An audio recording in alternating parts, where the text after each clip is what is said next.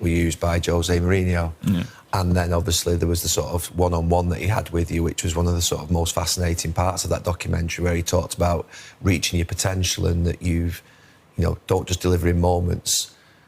How did you feel about that sort of, if you like, exposure and the type of exposure? Because, I mean, the idea of being called lazy, I worked with you, obviously, with England. That word wasn't in existence around you at all at that period. I mean, you were box to box, full of energy, get up and go, attacking every single situation that you were in.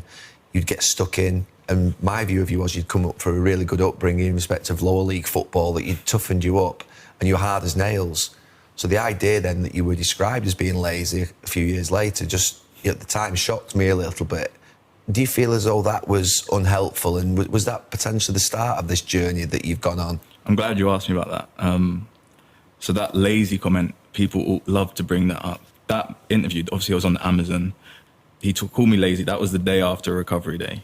A week later, he apologised to me for calling me lazy because he'd seen me actually train and play.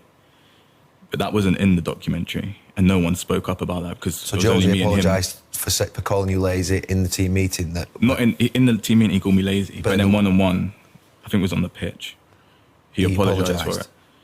And I didn't think anything of it at the time because I know in myself I'm not lazy.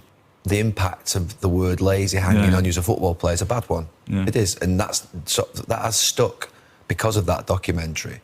But it's interesting that it wasn't in that he'd apologise for it a week later. That's what I mean. People can... What you see sometimes isn't the way it really is. I think, especially now with social media and all these things, we can really portray something that isn't real.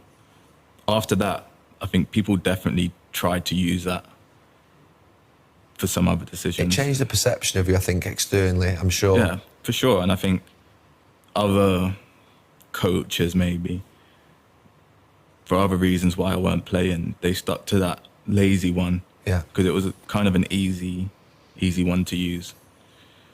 And the